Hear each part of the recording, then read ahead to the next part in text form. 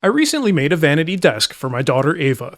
It's made of cherry and features a whole lot of dovetails. I wanted to involve Ava in the design of this thing, but also needed to balance that with reality. Some might accuse me of leading the witness. Almost like the mirror is a door? Yeah. Do you want drawers on it? Yeah. Do you want to be able to do homework on this at some point? Yeah. But with her feedback, I was able to come up with a design that works for all of us. So here's a confession. I give less than 0 Fs what people say is trending in this world, as you might be able to tell by my wardrobe. But anytime I post a project made out of cherry, I'll hear from at least a few people saying something like, I know it's fallen out of favor, but I still like it. What? Guys, natural woods, especially domestics like cherry, walnut, and maple, are timeless. They might not fit someone's expectations for color or grain, but to think of these beautiful hardwoods as being subject to the whims of some design expert makes me want to throw my fist through my first-gen YouTube button. In the end, it probably makes cherry less expensive, so good, more for me. So if some of you may have guessed, we're currently milling the legs to dimension. Once that's done, we can move on to the aprons.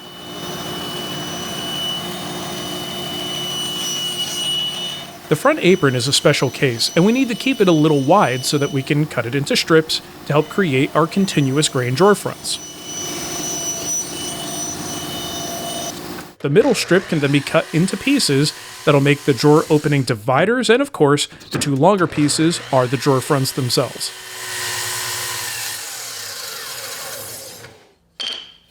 We can then glue the parts back together, sans the drawer fronts, if Oreo lets me. Every time we're doing a glue up, I get a visit from Mr. Oreo. So here's the thing with this freaking cat. This was filmed during winter when we keep him inside. During that particular week, I was the only one coming into the shop. So when he sees me, it's game on for lovin' time. Not gonna encourage it. Okay, there. Just a little one. This is in spite of our morning massage, our morning coffee talk, our morning meditation. What can I say? He's got an insatiable appetite for love. After some cleanup, you could see what we're going for here. Pretty sweet. Now to join the aprons to the legs, I'm going to use dowel joinery. It's been a while since I've done anything with dowels, but the Dowel Max sure makes the process easy. You have a lot of options for making quick and reliable joinery these days, and this is definitely one to consider.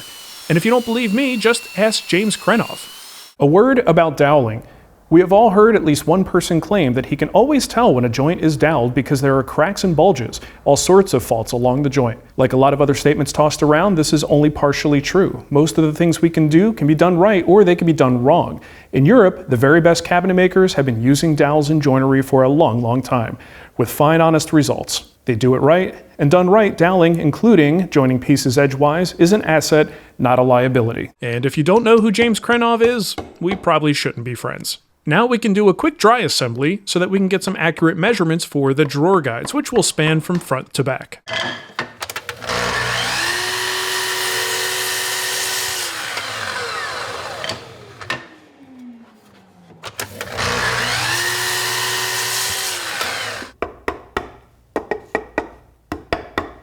Yep.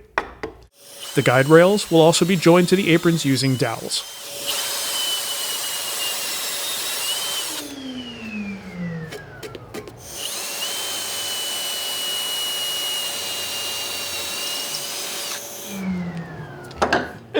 Ooh, it looks great. And to fine-tune the action of the drawers, I'm cutting rabbets where the drawers will ride.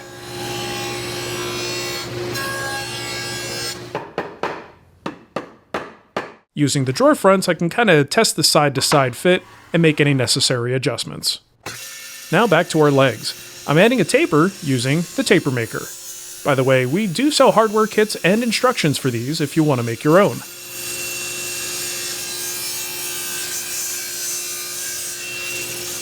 Each leg receives 2 tapers, 1 on each inside face. Now I can plane and smooth the legs to perfection. We won't be doing anything else to these legs after this point, so we may as well 100% them now.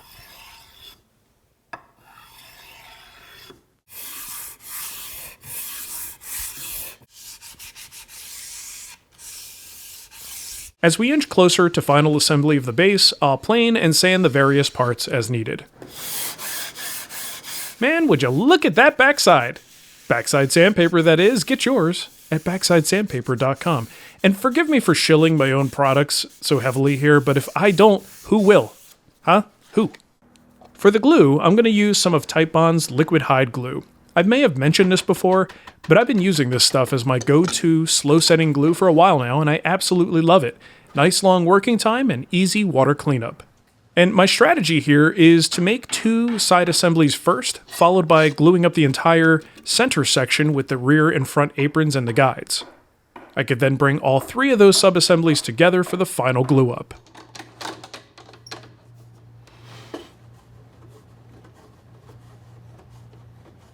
Alright, we just gotta let this dry overnight. Next up, we can make our 2 drawers. Pretty standard stuff here. I'm going with 1/2-inch sides and back.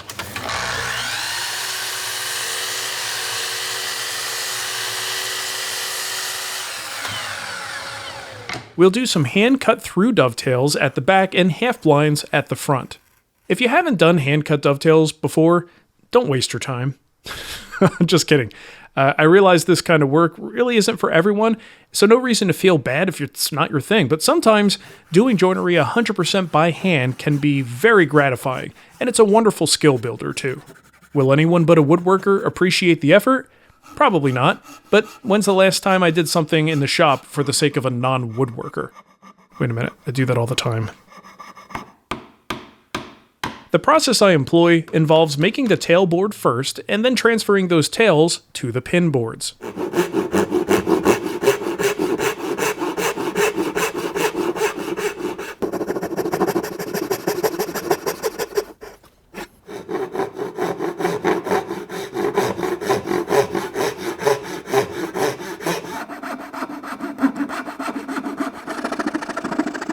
All the cleanup is done using a fret saw and a chisel.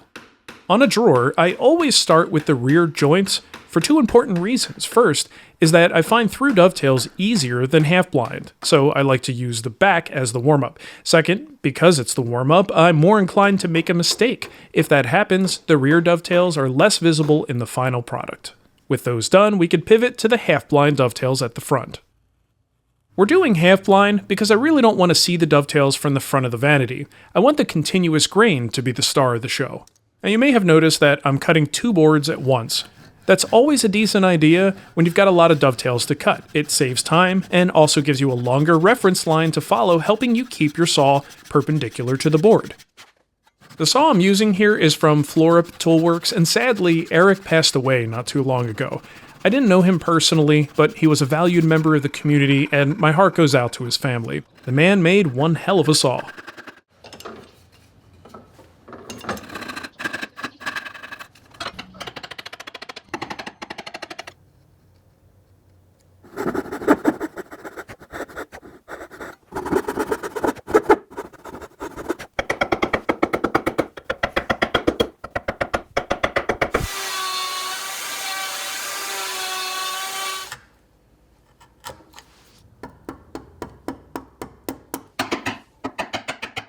A quick test fit looks pretty good, so we can turn our attention to the drawer bottoms. I'll cut some walnut-faced MDF to size, and then add grooves to the drawer parts.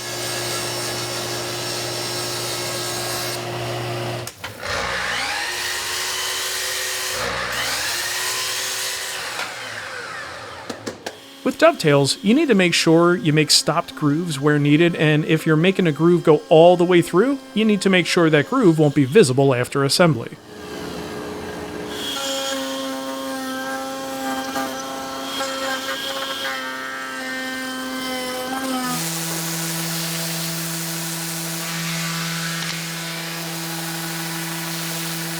For the assembly, we'll be using more hide glue.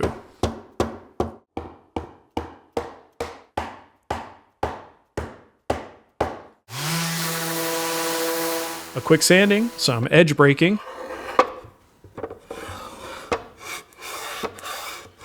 and our drawers are done. And no, that's not a mistake. I'm purposely letting the drawers sit proud of the surface because I think it looks cool.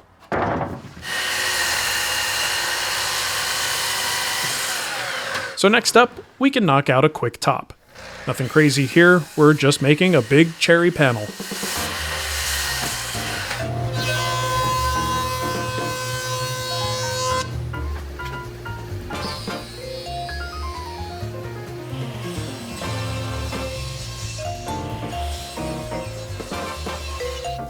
Why do you always show up when the glue is out?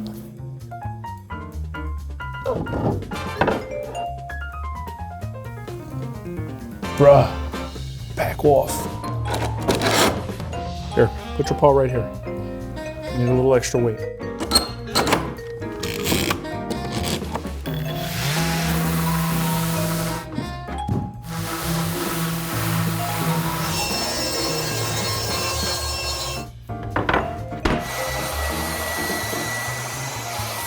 This is one of those projects that can be a little bit taxing because it feels like we should be done by now. But we're not even close. We still have to make the hutch, so... Hold on to your butts. The hutch parts are milled to size.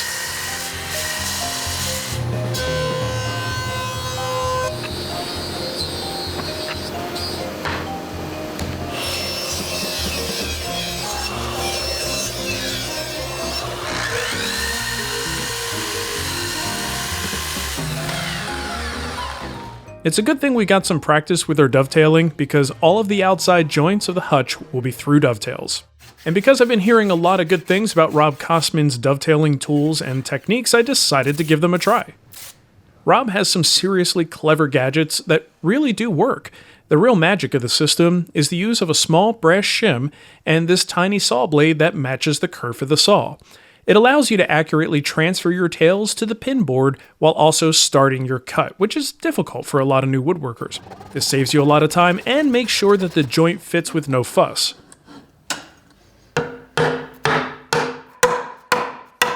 Hoochie mama! The internal joinery for the hutch will once again be dowels.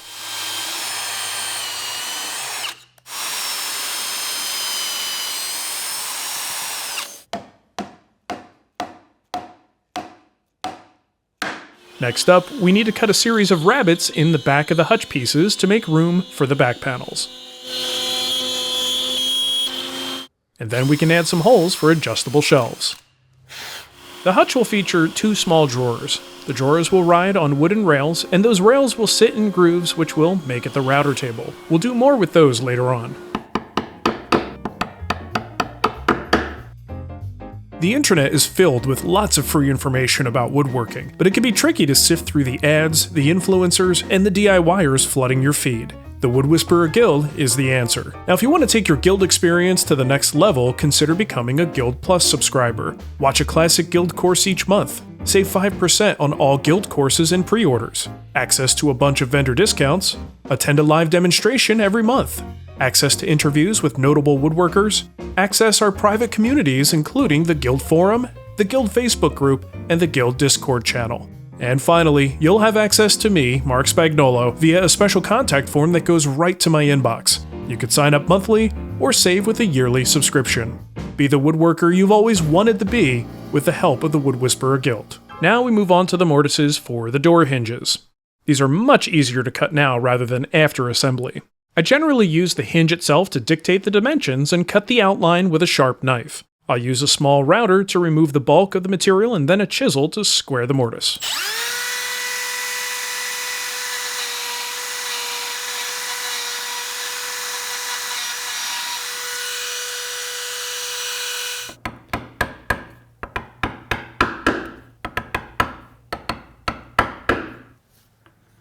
My hinges have finials, and the way that I've installed them requires me to cut a little sort of lamb's tongue detail on the edge to make room for that decorative part of the hinge.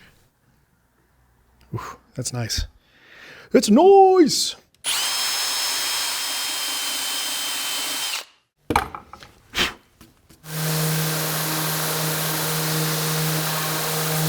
Now we can glue the hutch sub-assemblies together. I started with the center section.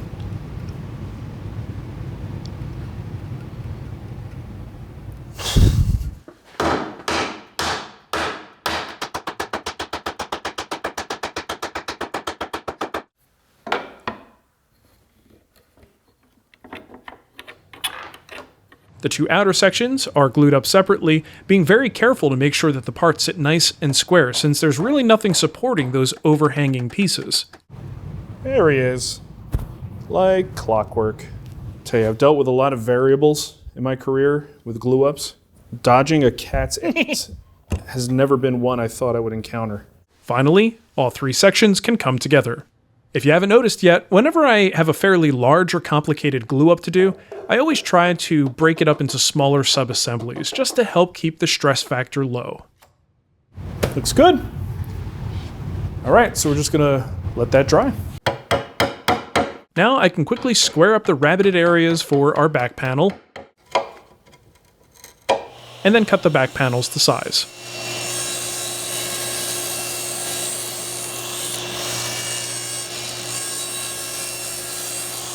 You'll notice that the back is actually 3 separate back panels, and I cut each one to fit.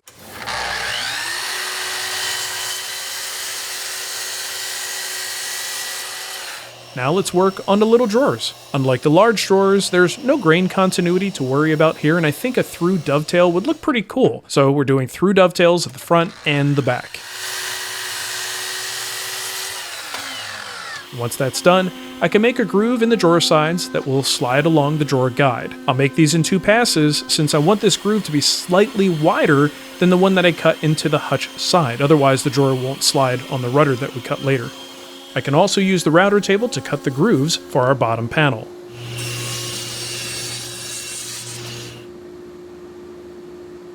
Now we can glue these little guys up.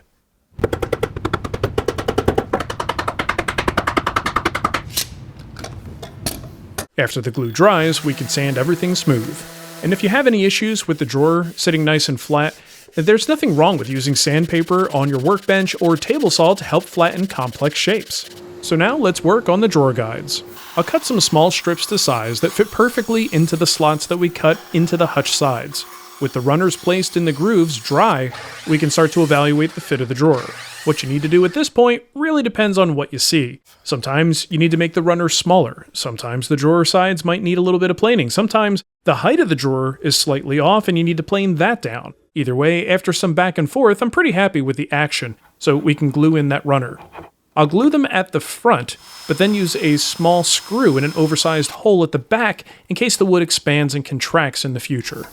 Et voila. So now we can quickly pivot to the final thing we need to make, and that's the door.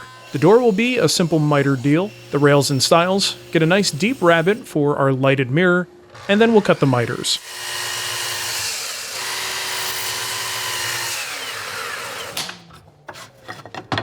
To reinforce the miters, we'll use that handy dowel jig again.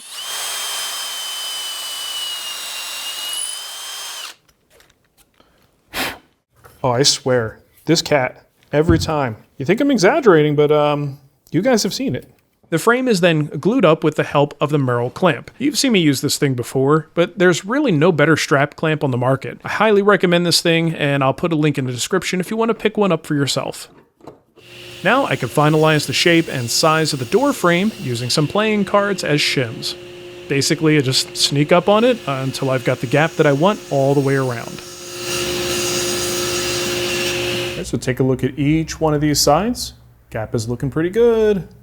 Next, we need to transfer the hinge mortise locations to the door. I can simply use my marking knife to do the job. By keeping the flat side of the knife on the edge of the mortise, I can kind of rotate it around to make a little nick in the door frame, and that tells me where the mortises start and stop.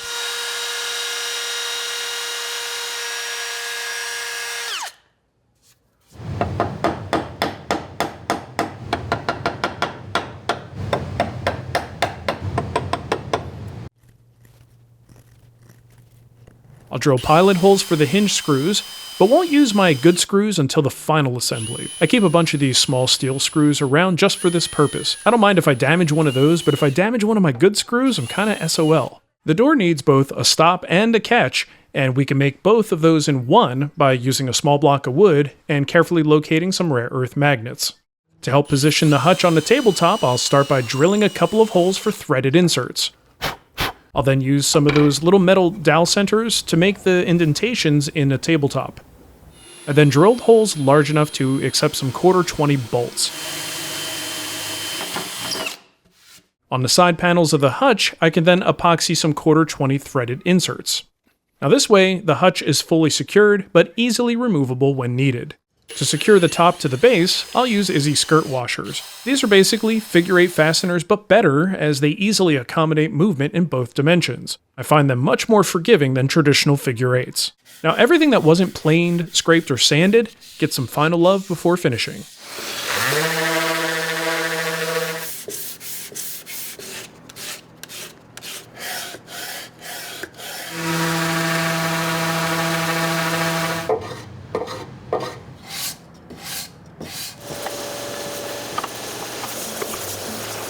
The finish is a hard wax oil, pretty much just one coat everywhere, and then I can apply additional coats of top oil with a roller wherever I want more protection or more sheen. The roller is actually really nice, helps you move pretty quickly through the project parts. Now you don't really have to sand between coats of a finish like this, but if the surface doesn't feel perfect, a light sanding is a good idea before the final coat. And for my top, I really want this thing to be glass smooth, so after the oil is fully cured, I do a little wet sanding with some mineral spirits. Works like a charm and produces a beautiful finish.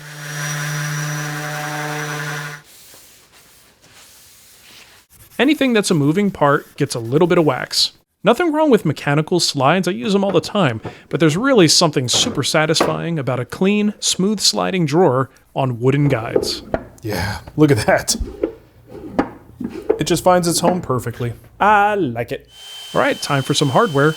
Nothing crazy here, just some nice rectangular drawer pulls. We'll go horizontal on the drawers and vertical on the door. And now for some glue and pins to lock the back panels in place. Woo, woo, woo.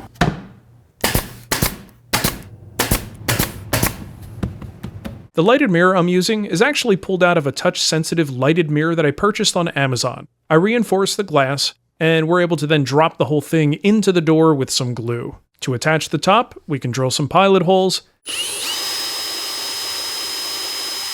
and then drive screws through the skirt washers.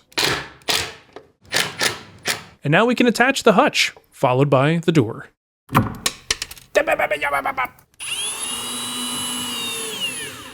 We could then pop in the drawers and power up the mirror, and this thing is pretty much done. Light it up!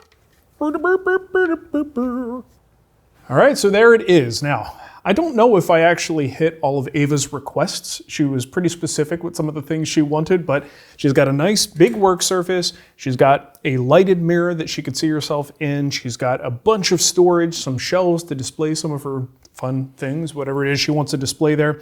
So hopefully we hit the mark with what she was looking for. Ultimately, I really wanted this thing to be something that can grow with her. So even if at some point in the future she decides she doesn't need the hutch, she could just use this as a desk and do homework there, right? A lot of options. Let's get this thing packed up, take it home, and see what Ava thinks.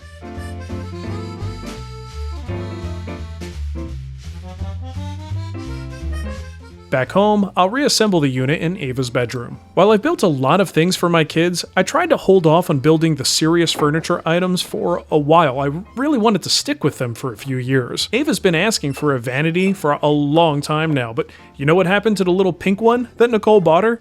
Well, it got covered from top to bottom in marker, paint, and lipstick, and eventually ended up in the garbage once it was too small for her. This, on the other hand, is a piece of furniture that she can keep with her for the rest of her life if she wants to. It can double as a desk for homework, and the hutch is removable if she ever wants to convert it to a full-time desk. And she was so excited to use the vanity to get ready for our first daddy-daughter dance. She's had this piece in her room for over a year now, and it's working great. She wipes it down weekly and actually cares for it properly, which is awesome to see. Now, if you like the look of this project and you think you might want to build one, Ava and I both would really appreciate it if you head on over to thewoodwhispererguild.com and take a look at the course. 19 video lessons will show you every step of the process so that you can make one for yourself or for that special loved one in your family. Thanks for watching, and don't forget to like and subscribe so you never miss one of our videos. Toodles! Last time when I had my vanity, I covered it in like some kind of lipstick. Oh, the little pink one that you drew all over it. Yeah. Are you going to draw all over this one? No, because how long it took. Yeah, it did. I have manners now. Yeah, you do. Okay, good.